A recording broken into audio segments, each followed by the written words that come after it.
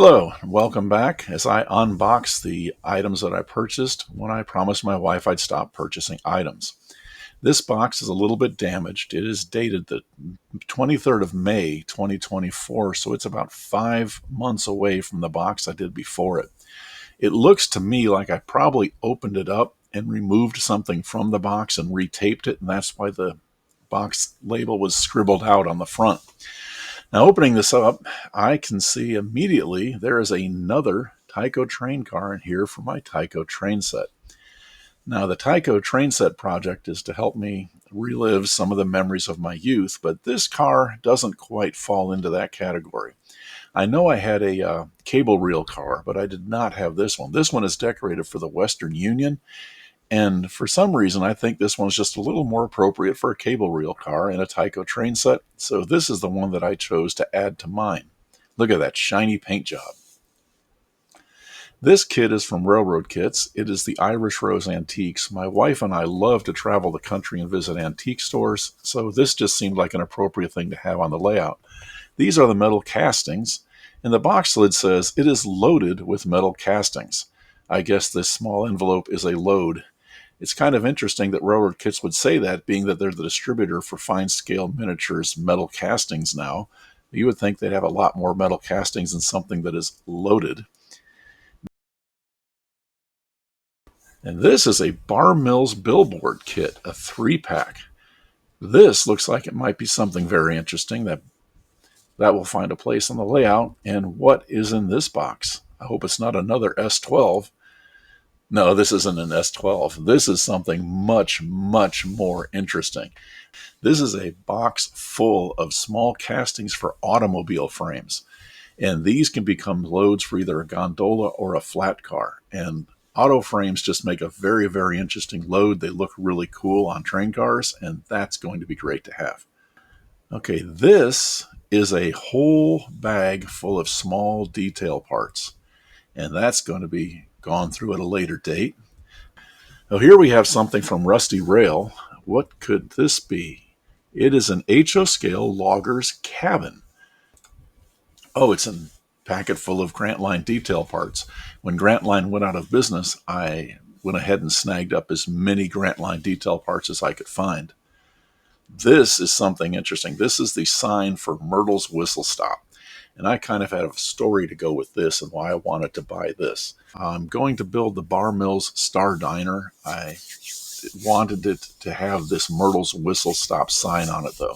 The Myrtle's Whistle Stop was a kit made by Lifelike, and it was a very annoying sounding steam whistle. And I had one back in my train set days, and my parents hated it because it made this terrible noise, and it probably grated on their nerves quite a bit. But I wanted to have this sign on my diner, on my layout, and I don't want the Lifelike Myrtle's Whistle Stop kit. It just kind of looks terrible, but the sign is a little bit iconic to me, and so I'm going to put it on Bar Mills Star Diner, and Star Diner will be Myrtle's Whistle Stop on my layout. All right, this is a Bar Mills cast resin ash pit, and this is going to be part of the engine facility over at Port Annabelle.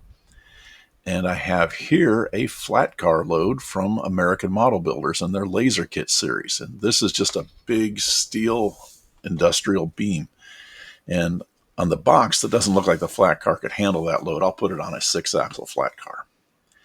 Now I'm getting to the kits of the month from Foscale Models. And I subscribed to these for a year back in 2019, 2020.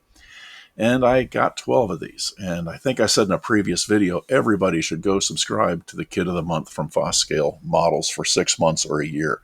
It is worth it. You get a lot of very character-filled, neat little buildings to put on your layout. And these I purchased before I boxed all this stuff up. But what happened was there were a few in here I knew I'd never use. They just didn't fit with my layout or my theme.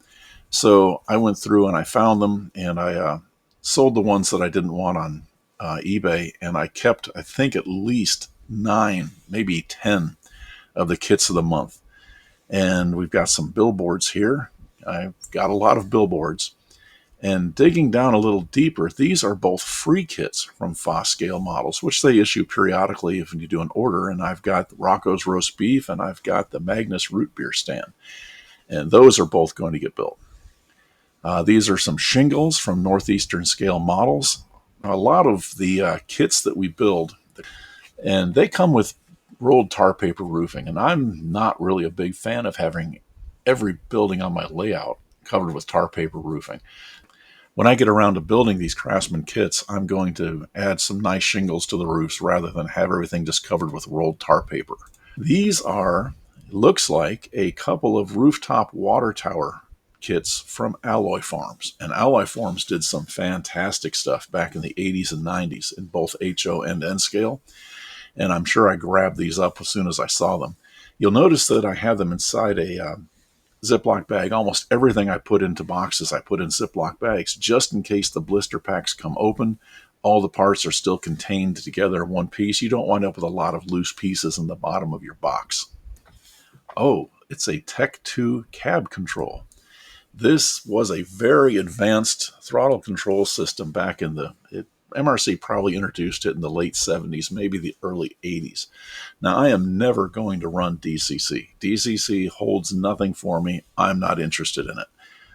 If you want to run DCC on your layout, and almost everybody does, that's fantastic. I am a DC guy. I've always been a DC guy. I will always be a DC control person. And these old throttles, I don't think this one's ever been used. It is in absolutely mint condition. And it has a lot of features of brake and momentum, which I'll use when I'm switching the industrial scene over in Port Annabelle.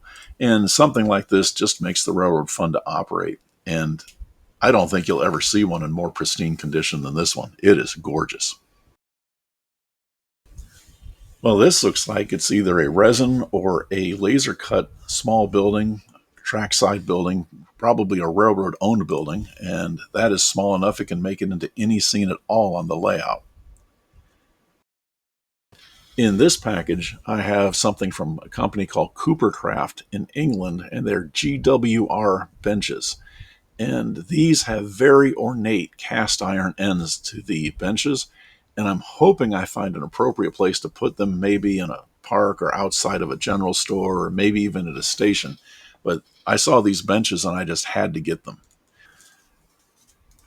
This is something from Master Creations, and we also dig a little bit further deeper down and we find more Grant Line parts and a very nice looking little handcar kit. The way these are priced, they look like train show finds.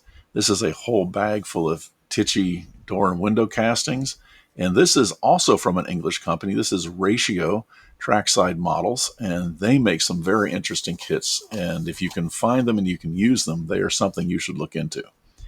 And we've got some Tichy detail parts like safety cage ladders and probably some brake parts in there. I absolutely love the product line made by Tichy. Everything is very high quality, and they're not very expensive. It doesn't make sense not to have a lot of spares on hand. And here is the ReaperCon Sophie from 2023. And I'm glad I got that. I have a complete set of ReaperCon Sophies going all the way back to the very first one, which was Sophie on a Rock. What is in this box? I hope this is what I think it is. Is this the gondola that I bought? It is the gondola that I bought. This is going to be a project and a video. I've got a good idea for this kit. This says Batmobile, and I think this is the Batmobile.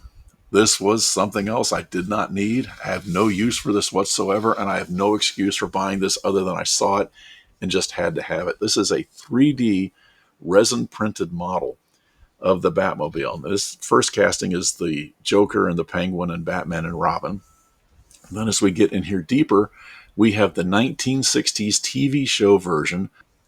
It was built by Barris on a Lincoln concept car, and that is iconic. And that's going to have to find its way into all kinds of photographs in the background, just to be a silly joke, a silly prop. In my previous video, it was part number 6 of my unboxing, I talked about the Keystone Locomotive Works version of the General Electric 44-ton locomotive, and the chassis has some shortcomings. This right here is something they offered to their customers. This is a replacement chassis, and I grabbed this when I saw it because I plan to put it underneath the Roundhouse box cab diesel. And use that on my layout and get it to run good. The Roundhouse box cab diesel looks pretty good, and this should make it run pretty good.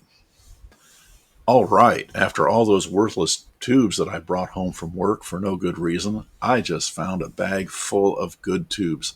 These are some different size cardboard tubes that I scrounged here and there, and these are very useful for making wooden water tanks. They do the core. Most of your Craftsman kits come with cardboard tubes like that, so that's good to have.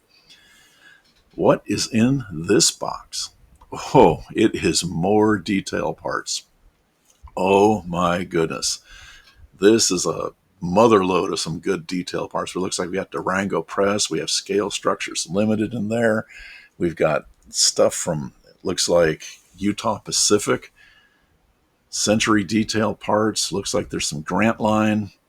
Oh yeah, goes some caboose ladders back there. Definitely have a lot of detail parts that I didn't need, but you can't have too many. This is Vallejo Paints. It's in their game color set. I hope that's the wash set. If not, it's something else I don't need. Ooh, the Country Store by Scale Structures Limited. This I grabbed, and the version I got did not come with the full interior. They offer a kit that comes with a full interior, but the interior is not very impressive to me in this kit. But there was a company out of Asia that was making resin 3D printed interiors for this kit. And you can see the detail on the shelves where they're fully loaded with stock. And I grabbed this kit as soon as I realized I could get that 3D resin detail kit for it. And more tubes from work, right to the trash. Another little red truck. This looks like it's from Oxford Model. That's quite a shiny little guy. And reaching in more, the Northwest Shortline Puller. There's a tool I've never used. I'm sure I'm going to need it when I start running all my steam locomotives and have to maintain them. Some Woodland Scenics tree armatures. And this is an Athearn yellow box. This is old, but it does not have an Athearn car in it. It's got a Roundhouse Overton coach and some kind of a gondola on the bottom. I don't remember buying that. This is for the Tyco train set. It is a 6-car autoloader. When I bought this, the white car was deformed, and somebody on one of the model train forums was friendly enough to send me a replacement. So I've got a perfect Tyco autoloader now. I don't know what this is. I do know what this is. These are all slide cover slips. These are what I'm going to use to glaze the windows in my buildings. I like the way slide cover slips look better than doing acetate. I've got the Roco crane. This is going to be mated up to an Athearn boom car. I'm going to have to extend the flat car on the Athearn boom car to make it fit. And here is a double door box car from CB&T with a 14-foot door opening. Now this is a little interesting. Since I unboxed all this stuff, and between the time I made these unboxing videos and I've started posting them, I am actually building that boxcar. And hopefully I'm going to have a video up about building that boxcar and redetailing it and decorating it for a custom model railroad that's not mine. Okay, here we have some more billboards. This is Old Glory waving in the wind from Blair Line. I hope it includes a 48-star version of that flag. If it doesn't have a 48-star version, I really can't use it. There are only 48 stars on the flag in 1954. And, you've got to be kidding me. I have another Athearn Baldwin S12. This makes 5. I really wanted one. I kind of hoped I'd find 2. I was shocked when I had 4, and now I have 5. Another decal set for the Turtle Creek Central. That was a model railroad project layout. And I've got some decals for custom road names that were made by CMR. And these are available from CMR right now. You can still order them. If you want some unusual road names, you can go pick them up. These are both bags of rock, and they're supposedly, according to the label, the same bag of rock. I got these from a hobby shop in Orlando one day when I went to visit my daughter, and they're both supposed to be Cajun rock. They have the same part number, but they're completely different color and different grades. So I bought them both. A bag of dice. I don't need any more dice, but those are pretty. I'll put them over next to Sophie. And what is this last item in the bottom? An Athearn blue box car. I hope it's another passenger car. It is. It is another heavyweight passenger car, but this one has a round roof instead of a clear story roof. I'll probably use that in the work train. And now the box is empty. And this will be the conclusion of part number 7.